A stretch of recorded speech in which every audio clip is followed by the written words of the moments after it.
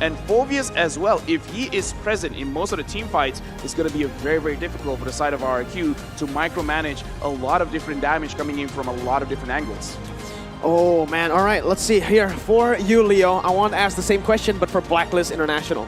Yeah, I have full trust that the Estes will carry quite a bit of the early game into the mid, where we'll start to see Edward spike up. It's just a matter of finding that window. Edward has to know when it's time. Well, let's get into Game 2, Singapore! Are you ready? The Royal Rumble continues here as we enter the Land of Dawn. Right now, looking at both of the compositions again, we gotta have to look at this Bruno. How is he gonna play? Because traditionally, how we look at Bruno is he can push the turrets very, very fast. Which again, this is what RRQ they are trying to set up. This is what they are trying to do: win one lane, really push their advantages, and then try to snowball up there. If they manage to actually take out Oh My Venus, that would be the icing on the cake.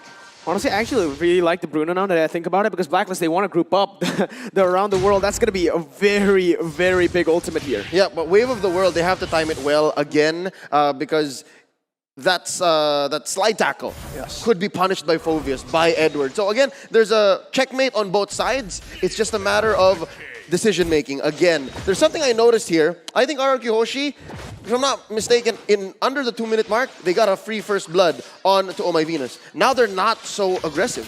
Yeah, they're playing it a little bit chiller right here. Again, composition-wise, they need to wait for the Paquito to set up the things here. As look at that, Bruno does so much damage here in the early stages of the game. Wise though, with Haji on the backs, they might be looking for the early aggression. Vin will be able to dash away, and both of the teams just going for farm at this point. I love that Albert knows that he's much, much faster than what the rest of BLACKLIST International can do. Hence, he's able to go for that small rotation, take that small camp, and then eventually prop up for this first turtle 5 seconds away. Is there going to be a collapse though? Oh, there is. Oh, R7 goes in for the Rainbow Slider. That's going to be first blood picked up by RRQ. Haji goes in for the Jikundo, able to run away, but it's going to be the stun connecting, unable to actually, as Haji will be able to flicker out of it. But RRQ with that pick, they're going to go for the turtle. Yeah, this is exactly what they want to do. They want to set something up, and they should be able to secure this turtle, but right now... Oh, yeah, it's going to be Edward actually jumping into the Demonic Force right there. Still going in once more. It's going to be a lot of damage placed. Albert is going to be able to pick that kill up, though Wise unable to, and that's a 1 for 0. But with Venus back, they'll have to sustain. Do they have the damage to contest? Right now, for the side of RRQ, this is basically doing what they want to be done. Edward getting that first death will slightly slow the way that he is going to build up into this game. And RRQ Hoshi, with the drive that they have, they should be able to contest this turtle very, very healthily, because on the side of BLACKLIST International, if they get anywhere close, they're going to get eaten up by Albert on this Paquito. So the game is playing the way that we expected it to be. But RRQ Hoshi, can they keep up this aggression? That is going to be the question. What I'm interested in is the fact that RRQ Hoshi are taking their time. They could have really forced out that turtle, but Albert says, okay, you know what, I'll just take my buffs first, and then we'll slowly roll up to it. Turtle Slain brought to you by the STB. But what this does get, though, is some space for Oheb up top. Between the Bruno and the Nathan, I'm guessing maybe Oheb just wants to find the window wherein, yes, he does. Look at how much they took away from the outer turret energy shield. This might be the answer. This might be the gambit. Yeah, it might be. And Haji now going for Vin right there. Still an understanding that they may have no follow-up at this point of the game. Wise does not deal that much damage to be able to one-shot a Ruby. But RRQ controlling the pace of the game. Very good response from BLACKLIST. We'll see how it continues here entering the 4th minute of the game. Yeah, entering the 4th minute of the game right now, it's a little bit unfortunate that from the side of BLACKLIST International, the turtle is going to spawn at the top. So right now, BLACKLIST International, if they set this up wrong, RRQ Hoshi can take full advantage and really force Oheb out of the lane. Oh, it's going to be Haji caught out right now. R7 goes over to Brave Spider. Haji still able to flicker away, and RRQ have burned their resources to look for a pick in that bottom side. Oheb, look at what he's doing. He has the entropy to get away as well, but it might be the collapse. Venus might be caught out here. Skylar goes in for the flicker. It's going to be Albert coming in and securing the kill. 1 turret for 1 kill. It is RRQ with the pace, but honestly, I prefer BLACKLIST there with the turret take. Yes, and Oh My Venus, you can clearly see the Queen plotted that out. The Queen was understanding of the long con. Did not even use a Purify. Yep. Okay, take me. Just take me. This is the sacrifice. Yep. And again, like the way that he is playing, once he has used his skill... Oh no, maybe not this one.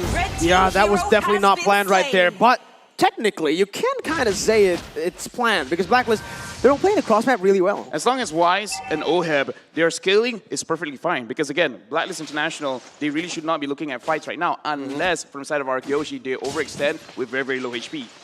Exactly what they're doing. And they've done so well to force Albert to come up here. But eventually that would have been his timing anyways, since Turtle is coming up here now at the 5-minute, 10-second mark. 4 members of RRQ actually poising up. Oh, Blacklist have the numbers advantage here. R7 is nowhere to be seen, but it's going to be actually a lot of damage placed, and that is Edward taking right before the fight. Haji goes in for Skylar, is able to get onto him with the Wave of the Dragon, but R7 now is in the midst of it all. Let's see, he's going to go for the Bravest Fighter onto Wise. The stun not connecting, actually targeting to Venus, and that's brilliant by RRQ, but Clay is going to get caught out. Oheb is in front, heading on the side lanes, but it's going to be Albert. Oheb! Still able to kite with the entropy, out microing and procuring that double kill. Wise, will he be able to connect the kill? He will! Shut down and a double kill. Blacklist equalizing. A delayed wipeout. Eventually, Blacklist took down everyone on the side of RRQ Hoshi for the price of, again, Oh My Venus Life. Let's check out that replay. LaFell, break down what exactly happened. This is what I say, Blacklist International should not fight unless overextension coming in from RQ. And look at all of the HP. They're all very low, but they still want to go very, very aggressive. And Oheb, he's been kiting every single thing. He's been dealing the damage without getting touched. And this is the mistake coming in from the side of RRQ. They go ham, they go aggressive, which is what they have to do. But they've been taking a lot of damage from the Natan, and they still keep on commencing, and that is bad because right now, Blacklist International, the scaling composition has 1,400 gold lead. That's the problem for RRQ right now. They don't know who to target. They target Venus, it's wrong. They target Wise, it's wrong. Because Wise is going to get away with it, and Venus just likes it anyways, given the pull yourself together. I must note, though, before Oh My Venus again falls, it's a 4-man collapse. It's bound to happen. Albert gets the kill.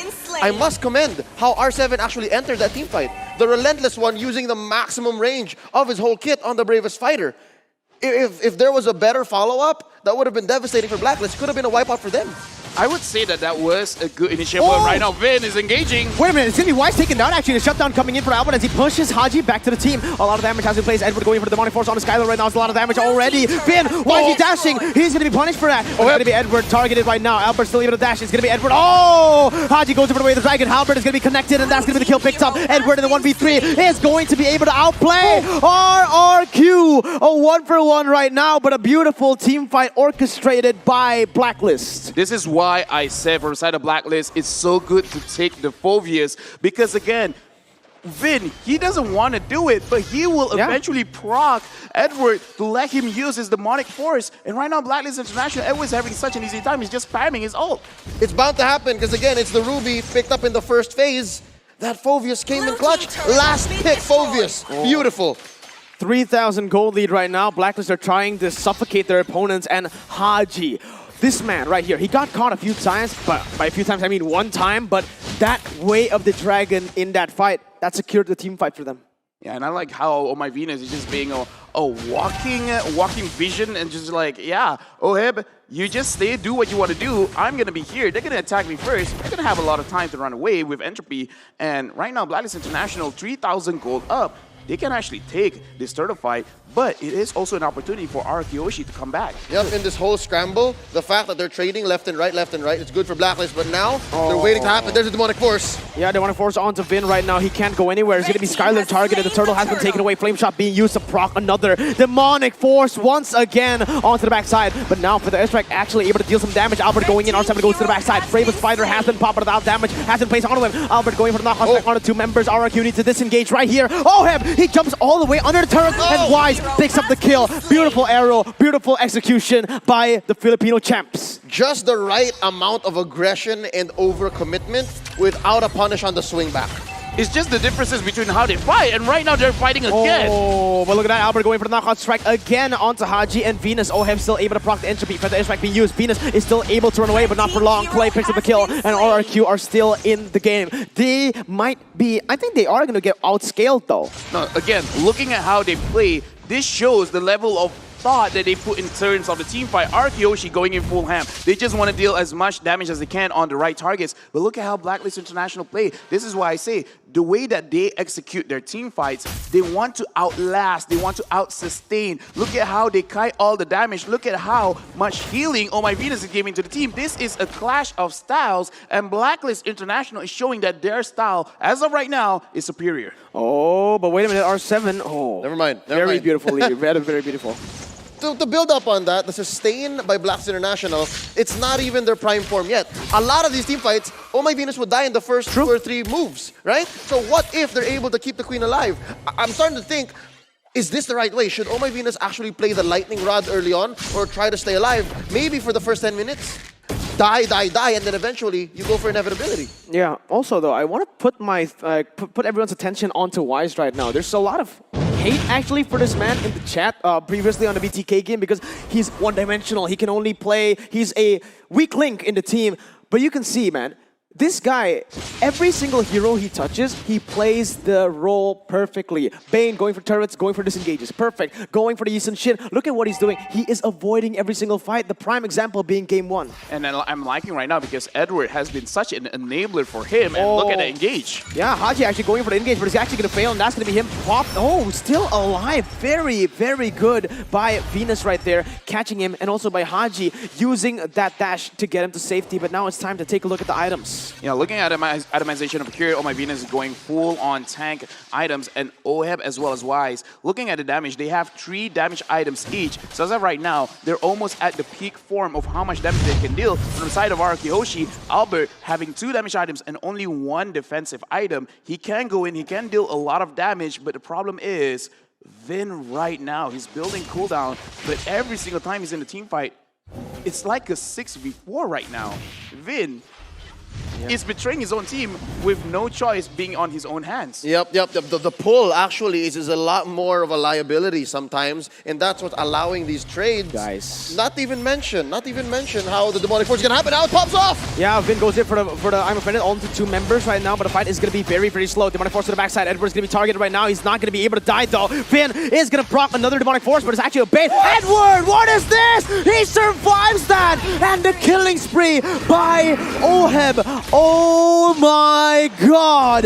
BLACKLIST are outclassing RRQ. But honestly, look at Wise, 11 minutes in, 15, level 15. Okay, yes, outclassing, made the better decisions, but just the same, sometimes you gotta say, that's what the hero does. Yeah, it's a brain dead. I'm just like, I'm gonna press one button over and over again, and you won't kill me? Probably. Because again, looking at both of these teams, BLACKLIST International, again, they're scaling calm, they have the advantage, so yeah, even if Edward dies, it's fine. And this is what I want to say, Game 1 and Game 2, Edward has been enabling Wise looking so strong like now, just because Edward is forcing RRQ Hosi to do everything that they can to take this man down, and when everyone's looking at Edward, no one is looking at Wise and Oheb, both of these heroes dealing massive damage coming in from the backline, and again, both of them having 3 damage items, they're gonna hurt a lot.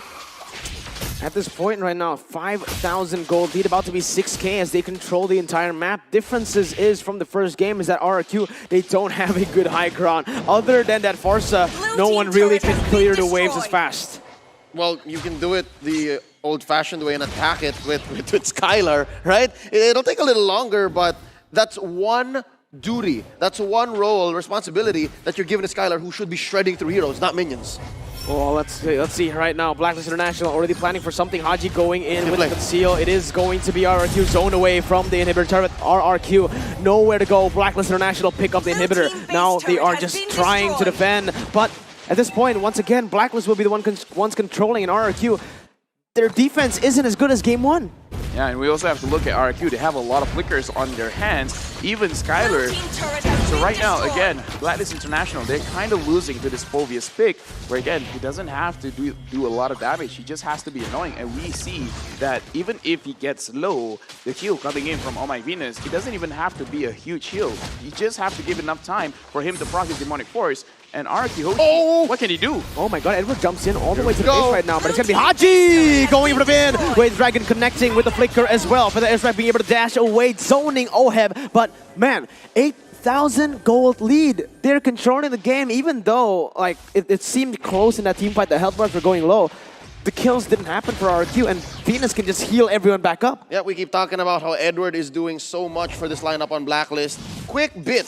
The name Edward actually means Guardian of Fortune. He's guarding everyone, man. Oh, look at that. Haji going for the Jikundo with the Dragon connecting on R7. The damage follow-up coming through as well. It's going to be a big stop. And Blacklist are looking for! They collapse! Edward! What the heck? He dives the base, and it will all be worth it because Blacklist picks game 2 up. And that is match point for MPL Royalty, the Queen, and folks. I am honest